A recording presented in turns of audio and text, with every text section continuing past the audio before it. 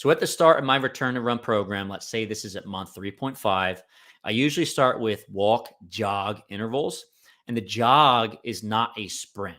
It's important that you tell your patients this because I've had a few knuckleheads where we start a return to run program. And when I say to jog for 30 seconds and walk for 30 seconds, they think that means let's sprint for 30 seconds and then walk for 30 seconds. And that's completely wrong, right? We're looking for a nice, easy jog. We're starting to put a little stress through this area. We don't want to injure it, right? So usually I tell folks this should be a 3 to a 4 out of 10 on an RPE chart. Don't go nuts. This should be nice and easy for 30 seconds, followed by a casual walk. All right. So at week 14, I'm usually telling my patients I want them to do a 30-second jog, followed by a 30-second walk. And in that first session, I want them doing 3 sessions per week. So think about a Monday, Wednesday, Friday. On that first session, they're doing a total of 15 minutes, right? So it's 15 cycles of 30 on, 30 off. Session 2, let's say that's Wednesday, 16 total minutes. On session 3, that's 17 total minutes. So you can see over the course of the week, I'm just gradually doing more and more. When we get to the following week, so week 15, now we are going to add 10 seconds onto the jog and subtract 10 seconds from the walk. So now I want my athletes doing a 40-second jog at a 3 to 4 out of 10 RPE and a 20-second walk. That first session in the week, 18 minutes. Session number 2, 19 minutes. Session number 3, 20 minutes. So you can see we're very gradually increasing the amount of jogging over the course of time.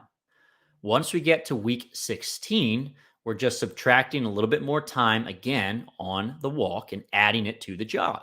So week 16, we're prescribing a 50-second jog at a 3 to 4 out of 10 RPE and a 10-second walk.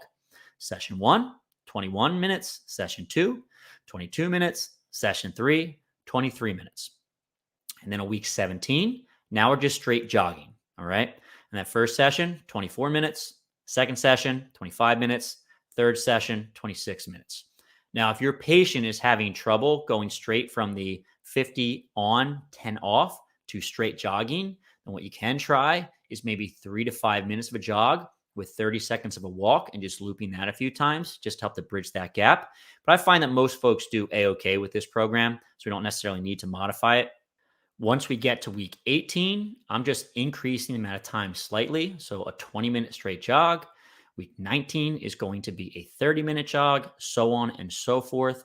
I typically try to get my athletes up to 30 minutes just because that's what most of the literature I've read has for return to run programs.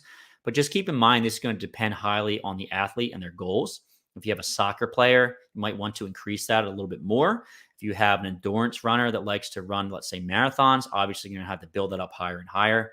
I think a good general principle is that you want to start to build volume first. And once they're starting to tolerate volume, so 30, 40, 50, 60 minutes, then we can start to increase intensity. So higher speed running, track work, all of that stuff. Okay. So volume first and then intensity.